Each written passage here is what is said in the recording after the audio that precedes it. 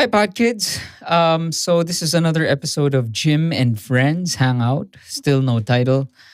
In this episode, Ali and I talk about fitness stuff. We talk about diets, workouts, and things that we've learned. So I just want to clarify.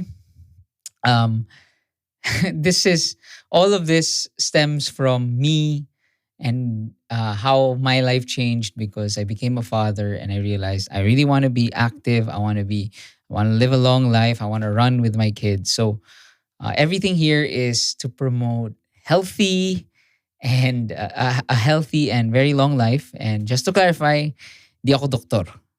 So I am just a guy who gets obsessed with stuff and shares this fun stuff he learned. So that's what we do. And binubudol ko ulit si Ali. Hope you guys enjoy. Wake Up with Jim and Sab is exclusively on Spotify. If you want to start your own podcast, check out anchor.fm. And if you like the podcast, make sure to follow on Spotify. Also, share your stories And tag us on at Wake Up with Jim and Sab on Instagram and at ano ba? Di ko alam. Anyway, ito na yung show.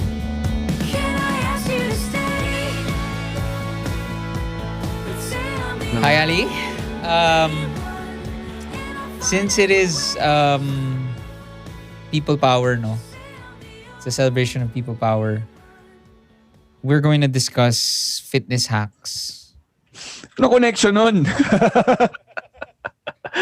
Power to the people. Okay. Sige. Power. Strength. Yan, sige. So, if you haven't listened to yung previous episodes ko, ito nga yung solo pod ko. Solo, whatever, hangout with friends. And I think yung gagawin namin ngayon is, wala na si Sab. Hey, Ali, hold on. Wait, Hi, Sab. Whoa, we're recording a podcast. What's up?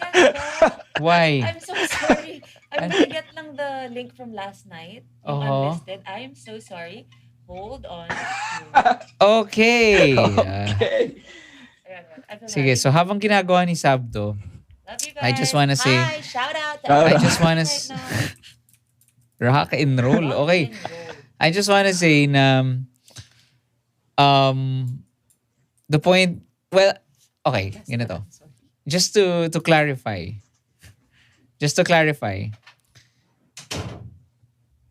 Dati, so sinabi ko kay Sab na parang, grabe, ang dami kong, ganito lang ang pinapanood ko. Ito yung content consumption ko. Sorry, ang hirap mag-concentrate after that. But anyway, I'm back. Yung content consumption ko, Ali, is yung breaks ko in between. Has been watching cooking stuff on YouTube. Tapos nagka-time naman na sobrang nag-fixate ako on working out. Mm. And basta na-enjoy ko talaga yung parang creating my own program. Ganyan. As in like, ang ginagawa ko ngayon, before going to bed, siniset up ko na yung meals ko for tomorrow. And then yung food, and yung exercises na gagawin ko for tomorrow. So, nasa ganong mode ako. Just to clarify, hindi ako Derek Ramsey or Paulo Bidiones. Bakit Paulo Bediones? Sobrang sama ng reference kay Paulo Bediones. Ang daming kaso nga ngayon ng tao na yun. Ganun ba? Oo. Bakit? Hinahabol siya ngayon kasi parang meron siyang ginawang deal with the network tapos parang meron siyang ginawang project tapos hindi niya binayaran yung mga staff.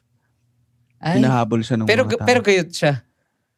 Well, dun sa video na huling video na napanood ko kay Paulo, medyo gayot. Batak.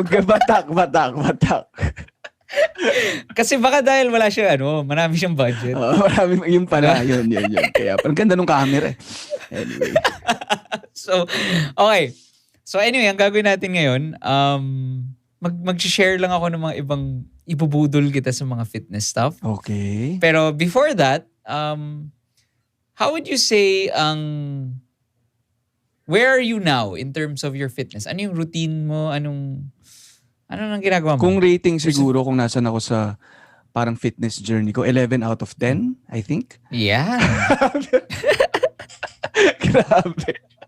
Hindi. I think, ever since nag-commit ako dun sa yoga journey ko, plus yung fitness mobile na gift sa akin ni Jim and Sam, thank you. Na yung workout session na yun, na turnaround ko yung routine ko dati, na parang medyo patay na yung katawan ko before that. Lalo na excuse me, lalo na coming from Christmas, 'di ba? Tapos nandun ako sa bahay.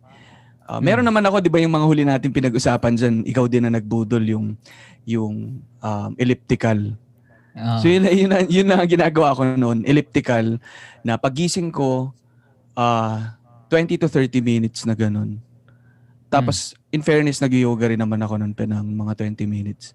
Yun na yun. Yung elliptical, ano yung pace mo? As in, are you running, walking? Anong vibes mo? Kung may kembot-kembot lang ako na. Gagano lang ako. Sinasabayan ko yung pace nung pinapanood ko. So kung mabagal yung pinapanood ko, mabagal din siya. Pag action sa okay yun. Yan. Tama yun. Yan. So pag NBA pinapanood ko, during the game, sinasabayan ko. Pag nag-time out, nagpo-pause din ako. Tama yun. Tama yun. Ganun din ako. Yun. So even before that, no? I mean, I would like to ask, like, during in terms of, kasi ngayon may negosyo ka na.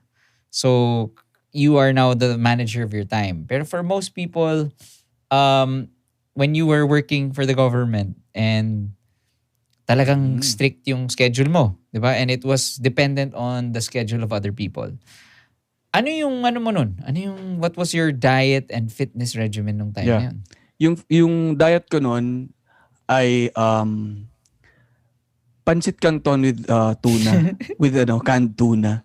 No, Protein, yan. Protein. Tsaka carbs, yan yung yung pang load up ko. So, talagang yun yung go-to pagkain namin. Kasi, umabot... In the office? In the office. Kasi, it's either cafeteria food or that. Kasi, walang malapit na restaurant doon. Walang, hindi siya walking distance. Malayo siya, papawisan ka talaga. Tapos, walang food panda nun. Walang Grab. Stuck kami with our own, So, nangyari doon, either pupunta ka sa cafeteria na kulubot na hotdog o kaya maling na breaded maling. At saka yung pinost ko rin yun na kung ano-anong food. Tapos, ang nangyari, meron kaming kasama sa office na may treasure chest of itong emergency snack na pancit canton, mga canned goods. Kasi kami naiiwan sa office hanggang late night. 18 hours kasi ang shift namin doon, Jim, 18 hours kami. Imposible yun. Oo. Imposible yun. Walang ganun. Wala bang ganun? Parang, walang nakakatrabaho ng 18 hours. Parang ganun yung shift namin nun Anyway, so pag nandun kami, wala na, sarado na lahat. So, yun lang yung go-to namin. Totoo, pancit canton talaga na minsan nilalagyan na lang ng tuna, mina-microwave after para lang may makain kami. Yun plus yung ko naman, yung exercise ko nun, walking from the office to LRT, Legarda Station. Yung haba na yun. So, gaano katagal yun? Ilang minutes yun? Siguro 15 to 20 minute na walk. Ay, kulang yun. Kulang ba yun? Doon ako sa next station na lang. Maglalakad ako hanggang next station para hindi kulang.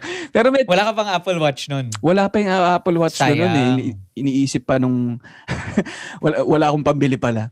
No, pero exercise talaga, Jim, wala. How I wish nga sabi ko. How I wish marunong na kami mag-yoga nun. Na parang meron kaming 30-minute session every morning. Ang laki siguro ng difference ng kalalabasan ng mga work namin.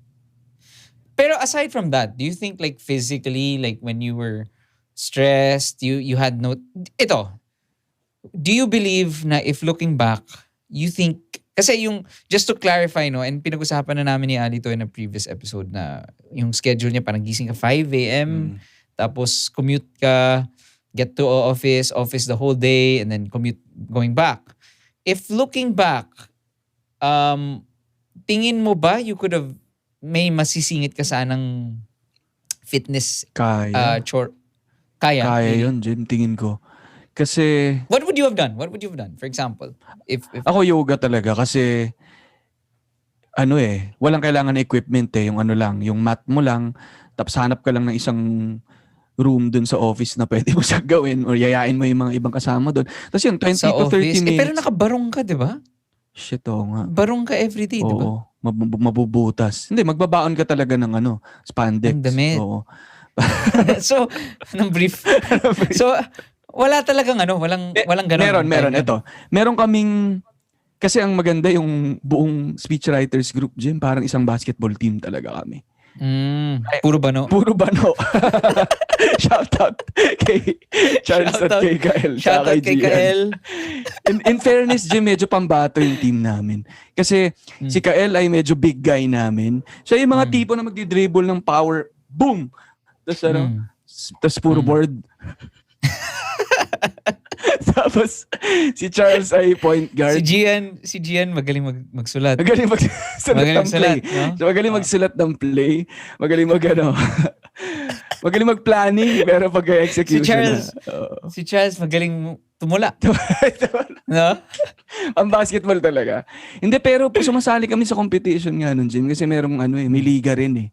So, anyway, yun nga parang may weekly basketball kami na hindi naman nasusunod na every week. Pero may ganun. May court din na medyo malapit. In fairness pala, nagkaroon kami ng parang night jogging din. So may effort din yung office eh. Pero hindi siya committed hindi pa siya parang, kasi ako I think that was 2013 when I was with a company na dun pa lang nagsa-start yung whole hanash of work-life balance and pinipilit yung ganun. So ako, ito yung natatawa ako sa ganitong culture, no? Yung kumari yung I'm sure yung sa basketball, yung maglalaro ng 30 minutes or 1 hour, pero yung lamon, ay grabe. Diretso kami sa kambingan. Tapos inuman. Medyo ganun. Okay. Kasi yun yung siguro kailangan natin maintindihan. Depende talaga sa parang setup ng work mo. Kung ano yung tinatry nyong tinatry nyong labanan. Kasi yun, yung stress yung nilalabanan talaga namin dun, Jim. Hindi lang siya for fitness eh. Hindi naman namin goal maging gayot after eh.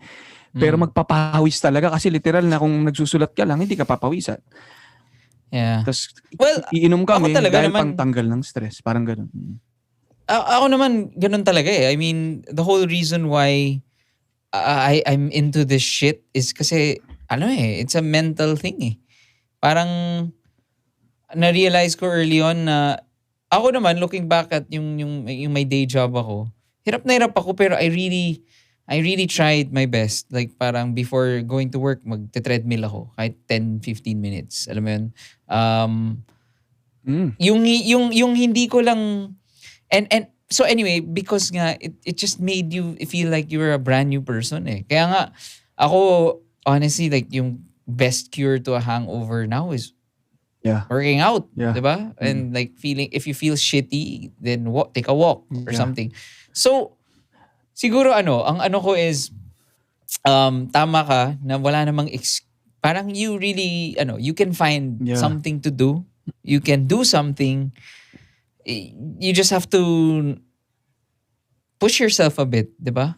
Kaya mag-adapt ka talaga sa environment eh, kung ano yung available na malapit. Yun yung gagawin mo talaga. And ang mali ko dati was I was thinking, ay nako, kung hindi ako mag-gym, sira na yung araw ko. And alam mo yan, parang, pero, ang mali ko is like, ang dami kasing articles, diba? Parang, office hacks. Like, do squats while you're in the office. Like, parang, ganyan ka sa office, diba? Parang, ako like, ina naman. Like, hindi ko gagawin yan, diba? Parang, anong magagawa niyan? Pero, it's really true eh. There are little things that I could have done eh. Like, pare, taking the stairs, imbis na mag-elevator. Laking bagay nun. You know, like standing have a timer na magtatayo ka at maglalakad ka ng 10 steps every 15 minutes, kunwari lang. So anyway, gusto ko tatanungin about diet. Ano yung current diet mo ngayon? Prepared din ako lagi. 'Di ba ikaw before you sleep, prepared ka na. Ako siguro 10 minutes before eating, pinaplano ko na kung anong kakainin ko. No, so kung ano yung makita ko sa sa cabinet dito or ano. Okay, sige. Noodles ako ngayon. Noodles.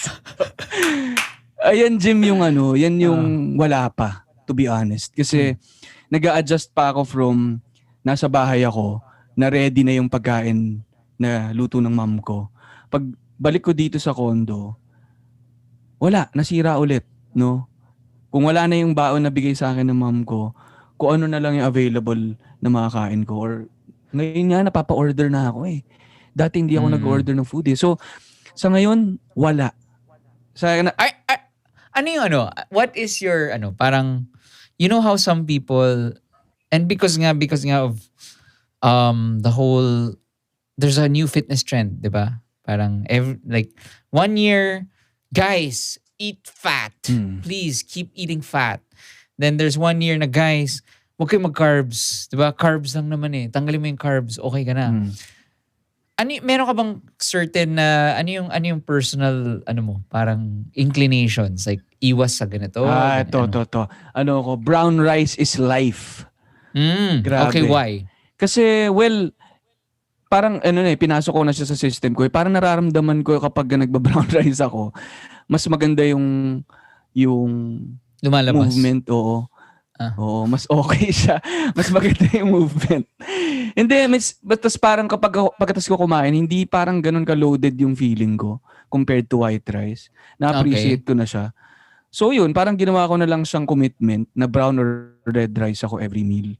So kahit nung nandun ako sa bahay sa Novaliches, nagluluto talaga ng ganun.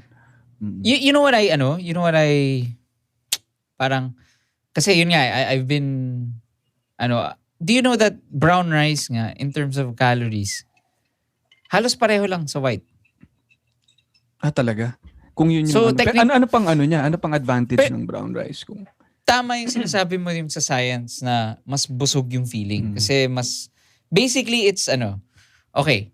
Ito yung, before I get into the nerd shit of this thing, ano yung alam mo about caloric deficit? Ano yung tingin mo kung tanungin kita ngayon, Ali, let's say, Ali, kailangan magiging century 2 na rarampa ka next week, okay? Babayaran ka ng 5,000.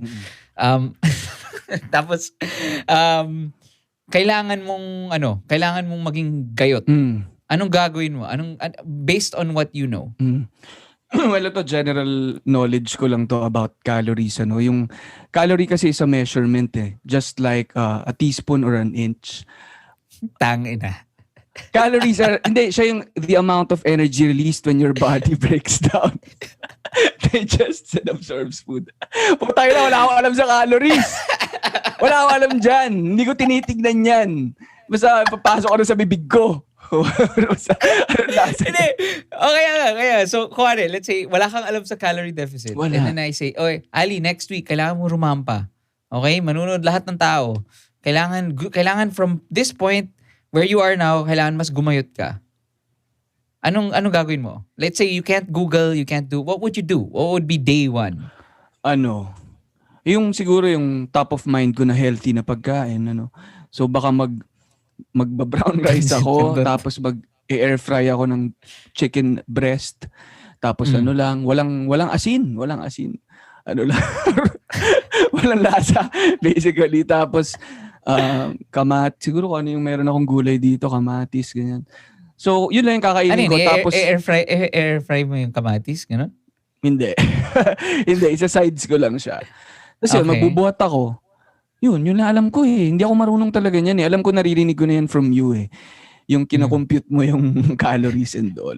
Na may limit ka every day. Na dapat hindi mo siya lampasan. Otherwise, parang magiging fat na ba siya or something. Parang gano'n. Well, yun nga eh. I think parang kasi nga ang daming hanash, diba? Like saying na, you have to do keto. Kailangan puro fat. Kailangan no carbs. Don't eat beef. Here's the thing. It all depends naman talaga dun sa total calorie consumption mo. Diba? And in order to lose weight, you need to be in a deficit. So let's say yung maintenance calories mo ay 2,000, a 300 to 500 deficit, that no matter what you eat, will allow you to lose weight.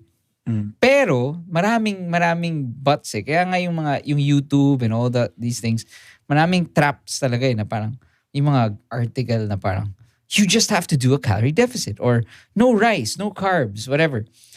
At the end of the day, there are maraming factors eh, longevity, yung sinabi mo. Technically, if gawin mo yung chicken breast and brown rice thing for you can do that, for sure siguro you'd be in a deficit, di ba?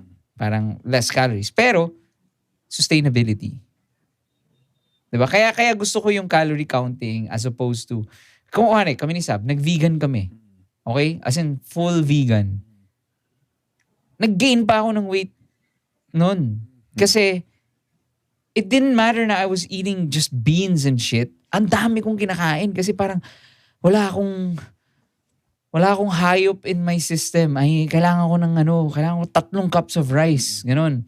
So, it's about longevity and choosing what works for you. Kaya gusto ko to, kasi kung let's say, alam ko, oh shit, gusto kong lumamon kami ni Sab later. Gusto kong maganda yung movie na papanoorin namin. So, alam ko na okay, medyo hihinay-hinay ako sa lunch.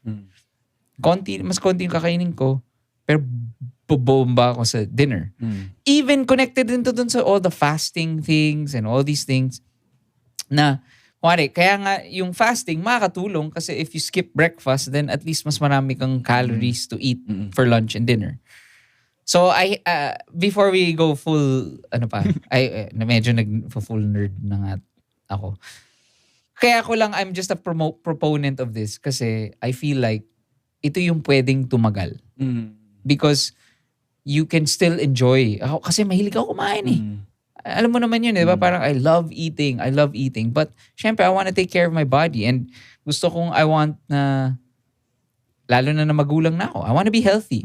So yun yung isa pang factor, Ali. So technically, kunwari, if you want to be, you can be in a calorie deficit just eating McDonald's every day. Kunwari, or just eating, let's say, chips. Technically, pwede. Di ba? Pero, may yung yung quality naman? Ano yung quality ng pinapasok mo? So, syempre, naalala ko nung nag-try ako mag-keto, so, trinay ko parang puro steak, puro butter, puro whatever, fat, avocado. Cholesterol ko, grabe. Sobrang tumaas. So, may ganung factor rin. So, now, gusto ko itong tanungin. Kunwari, Okay, so kung calorie counting, okay. How about what do you know about, nagfa-fast ka ba? Parang medyo built-in na yung IF sa akin, Jim. Pero, well, hindi 100% na nasusundan ko. Pero sanay na yung system ko na to eat late. Tapos to stop eating after dinner. So, minsan lang naman natatempt ako mag-chips pero hindi naman regular. Pero ikaw kasi, you've never become super unhealthy because mahina ka kumain eh. Yeah. Para kang ibon. Yan talaga. Hindi ikaw unang nagsabi sa akin na para akong ibon. Para talaga akong kalapate. Parang gusto ko lang ng chips, ng pika-pika, maliliit. Ang bagal mo pa kumain. Oo. Yeah. Ang hina mo kumain. Oo. Yun. Hindi ako medyo masaya kasama kumain eh. Siguro magkukwento lang ako pero hindi ako enjoy kasama. Parang nahihiya ako pag kasama kita mag-lunch eh. Kasi parang ubos ko na yung pagkain ko, gutom na gutom pa rin ako. So, okay. So, another thing. What about... Teka, Jim. How about Teka, Jim. Oh. Dun sa calorie count na yan, anong advice mo sa tulad namin na hindi kami knowledgeable about that, pero alam namin ngayon na mahalaga siya, no? Pero meron ba for mga hindi ganun ka nerd about it? Merong app ba yan na nabibilangin niya lang, ganyan? FitnessPal. Ano yun? MyFitnessPal. MyFitnessPal? Hindi ka pa nagaganon? Hindi Hindi. mo ba napakita yun sa'yo? Hindi Yun pa, yung hindi pa. solid. Kasi i-input mo lang yung weight mo, yung height mo, age, ano yung activity level mo, kakalculate na niya. And then ilalog mo lang lahat ng kakainin mo. And it has everything. It has, it has McDo, meron nga siyang sisig, may liempo. Yung hassle lang is yung measuring the food. Yun yung medyo. Pero if it's good for people who live alone eh. Kasi kunwari, let's say, matutulungan ka to prep your meals. Kasi parang, okay, 200 grams of chicken. Ito yung itsura. Alam mo na. Every time you get ganito, raw chicken. O gusto ko ng bangus. Okay, ilalog ko na. Isang bangus. Kanin. Ganyan. So, yun yung if there's one thing na I really don't believe in yung mga and I don't like that people feel like in order to be healthier. Again, we're not talking about we're talking about being healthier, okay? So parang I just want na maalis yung notion ng in order to be healthy, I can never eat rice again. I can never eat pizza again. 'Di ba? Kasi hindi talaga tatagal eh. Kaya tingnan mo, lahat ng kilala natin na, oh, by the way, I'm on a juice cleanse. Di ba? Parang 1 week later, lamon na ng mga basura, di ba? Or, di ba? So, walang point. Kasi if yung overall goal mo ay maging healthy, then, hindi yun. Yeah, parang, ayun nga, gusto ko nga yung sinasabi mo kasi pwedeng maging enjoyable pa rin siya. Hindi siya parusa, itong ganito, no? Ang ganda nitong MyFitnessPal. Dina-download ko na nga siya eh. Yun lang, to? 4,999 per... Hindi. Teka. Premium yan. To, parang may bayad to Teka lang. Teka. Okay, hanap akong alternative dito. Okay. Free siya. Free pala. Free. Okay. Pero yung meron siyang premium. As in ako, Ali, grabe yung mga recipes. Lahat na ng recipes ko. Kasi you can make your own recipes. So kunwari, let's say, everyday gumagawa ka ng... ako kunwari, ito yung lunch ko everyday. I have a sobrang sarap na chicken sandwich. As in like a fried chicken sandwich. Na sobrang happy ako. Tapos, linagay ko na lang. And then at least alam ko gaano karaming flour, ini-air fry ko. So, bawas yung oil. Yeah. Saya. Yeah. Iba talaga nga pag yun alam mo na yung intake mo. Kaya, basta parang kasi pag hindi ka aware, parang minsan pinagkakait mo na sa sarili mo, yun pala, pwede mo naman pala siyang kainin. Gets mo? Parang yun, basta parang mas ka lang, mas, ewan ko, ano ba yung sinasabi ko? Ayun. Basta parang lang minsan kasi nga kapag nagda-diet ka, parang pinaparusahan mo na yung sarili mo. Yun pala, malayo ka pa dun sa pwede. Parang ganun. Tama. What do you know, Ali, about volume? Saan to? TV ba to? Sa music ba to? Anong volume to? Medyo yung pang remote lang na volume yung alam ko. Volume meals. Parang making high volume meals. Wala. Anong tingin? Wala? Zero volume. Totoo, zero. Wala. Okay. I bet baka 99% na nakikinig, zero. Hanap dyan sa volume na yan. Anong volume? Pagkain? Volume? Music lang yan, tsaka media eh. Okay. Yung tip ko for if you're gonna do the calorie count. Kasi ako, mahilig nga ako lumamon. Diba? As in, gusto ko, yung dish ko ay, and that's the thing that's helped me is creating high volume meals. Okay? So, kung for example, if i-compare natin, so parang, ang point ko sa high volume is gusto ko like sobrang daming shit nakakainin ko para gusto ko yung process of daming sinusubo and like matagal. Mm. Kaya nga honestly hirap na hirap ako every time like nung nag-birthday kami ni Sab, tas parang tasting menu. Alam mo yung mga maarte-arte, mga small every time nagaganan ako, ini-imagine ko na okay, ano kaya ang the drive-thru namin pauwi. Kasi mabibitin ako. So anyway, yung point nitong volume thing is you can choose the right ingredients para gumawa ng super duper lamon meal that's equivalent Gets. to a very small meal pero sobrang busog na busog ka. Okay, so for example, yung ice cream ko, yung my world famous anabolic ice cream. Ito Alia, 2 liters yung ice cream ko. Oh Ganito my kalaki. God. Oo. Okay? Ang calorie equivalent niya ay is 2 liters. So isipin nyo na ng 2 ganito. Ang calorie equivalent niya ay 1 Magnum bar. Diyos ko po. Gets mo? So Oo. yun yung point ko. So for example, and it's usually parang sometimes it's like kuwari ito yung dinner ko kagabi. Parang ganitong kalaking bowl ng rice, may meat, may mga sauce. Pero it's the equivalent of it's the equivalent of ano pa magandang let's say isang cheeseburger. Parang ganon.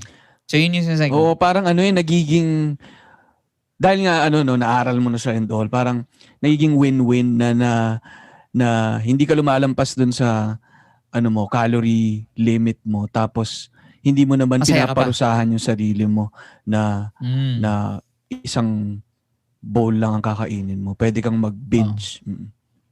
Yan. So, kunwari, the easiest swaps.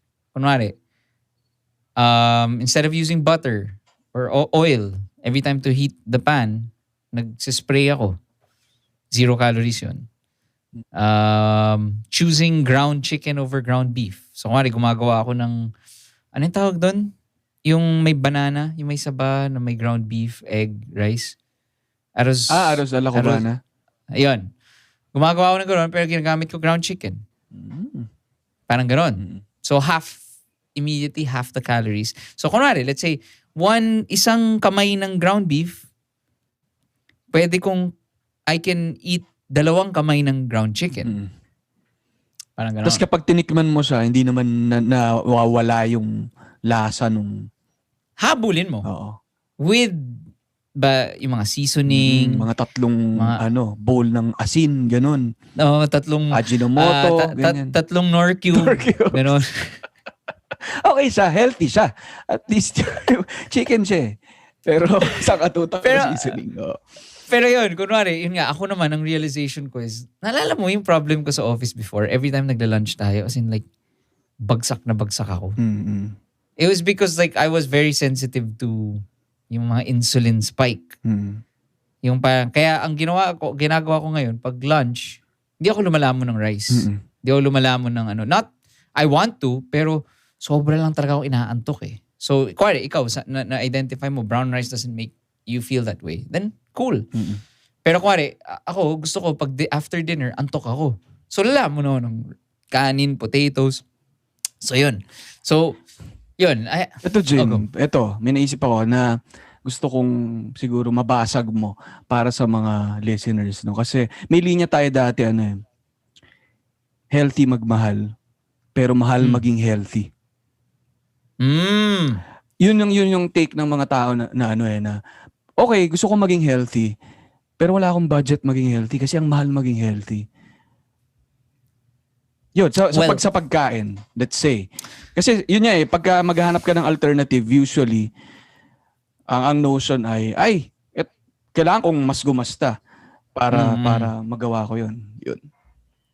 Yeah, well, definitely, totoo naman yun. Mas mahal naman talaga yung But, again, it's what's your definition of healthy.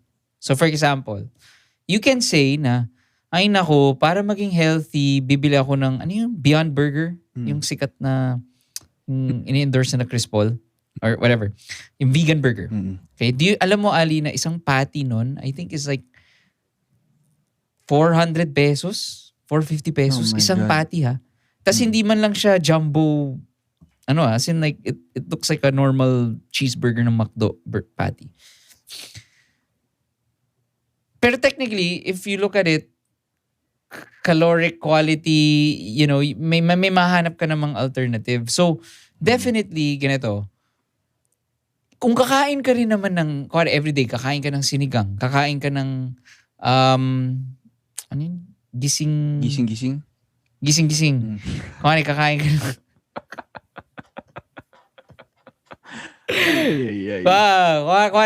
kuwari ganun. Kayang-kaya mo gawin yun sa bahay. So, and it doesn't require naman the hanash eh. Like, kunwari sana though yung mga organic chicken, mas mura. Yeah. Yun talagang mas mahal talaga.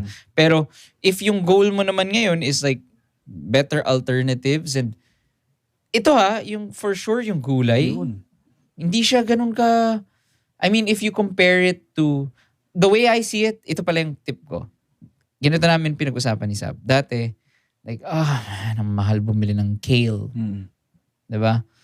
Pero we just thought about it na mahal ma-hospital. Yun. Parang ganon. Yun yung naisip, yun yung i-bring up ko, Jim, na parang investment kasi to na kung healthy ka, hindi ka na mapapadala sa ospital, hindi ka na bibili ng mga gamot, mas magiging, mas makakatulong ka sa kunasan ka man, hindi ka magiging burden sa kunasan ka kung may sakit ka. Parang ganun. So, Yeah. so yun, I think kapag ganun yung mentality mo, mas gagaan sa'yo na kung kaya mong magpabudol sa mga ibang bagay, di ba, na magpapasaya sa'yo, dapat tignan mo rin yung health as a good budol. A goodol. Ay, wow.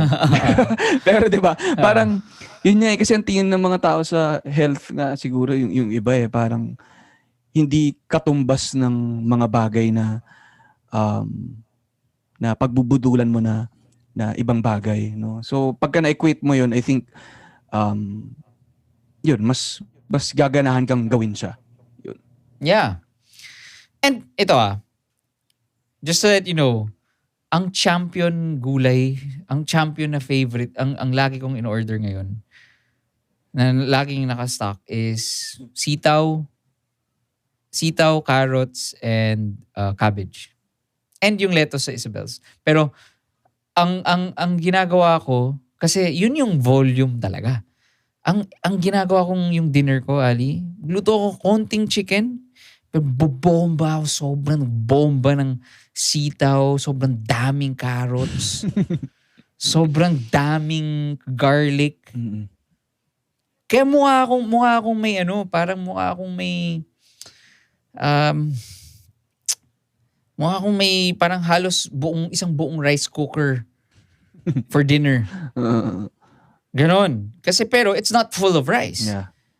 So, ayun, hindi naman mahal lang sitaw eh. And hindi naman mahal lang. Anyway, compared to other things, it's very, very doable. Yeah. Yeah, yun kailangan lang, feeling ko sipagan mo lang din nga yung pag-research or paghanap, meron ng cheaper alternatives na ma-achieve mo pa rin yung gusto mo. So yun, baka kasi pag inunahan mo lang agad na mahal di agad-agad wala na, hindi mo na siya magagawa, no? Yeah. And before we end, I just want to clarify na this has just become a subject of interest for me. Kasi nga, so, I just remember si Sab saying like, sabi ko kasi parang, grabe, dami kong pinapanood na shit, ganyan. Bakit kaya hindi pa rin ako like gayot? Sabi ni Sab, bakit nga ba hindi? And again, hindi ko naman objective ay maging gayot. I want to enjoy my food. I want to enjoy a long life. So yun yung binubudol ko. Kaya yun yung binubudol ko rin sa'yo na parang, yun nga, let's say if you love chips talaga, just know that one, hindi ka mabubusog. Tas punong-puno ng salt and shit. So, huwag ka na mag-chips. Huwag ka na mag-chips, ha? Kakain ko lang ng chips bago tayo mag-usap, eh. Pero, yeah, I think, yung gandang takeaway rin ng magiging sustainable siya kapag alam mo yung objective. And yung objective na yun, ikaw ang magdedetermine nun. Ay maging gayot. Na maging gayot. No, at grabe yung 2 liters of ice cream. Grabe. Grabe. Send ko yung photo after this. Sige nga. Oh, yun yung world famous ice cream. Oo nga, ko. yung diabolic na yan. Anyway, thanks Ali. By the way, if you guys want to listen to Ali, meron siyang recent episode na nakipag-date siya on a pod. His pod. Linya Linya Show. Check it out. Hindi ako nakipag-date dun, Jim, ha? Nag-feature lang ako ng listener. Yung date ayon sa episode nyo. So, hindi siya... Akala ko naglalandian kayo. Hindi ka... Walang yaka. Akala ko yun yung point. Hindi yun yung point. In-interview ko siya para i-feature yung isang listener. Ikaw naman, no? Yun na yung tinatry kong basaging notion about it, eh. Ikaw naman, no? Wala. Hindi. Okay. So obviously hindi ko pa napapakinggan. Pero pakinggan nyo kasi papakinggan ko later. So, ganito. Tag us, message us, let us know ano yung next Budol deep dive na gusto nyo gawin with me and Jim's friends. Alright. Thanks, Ali. Thank you, guys. Thank you, Jim.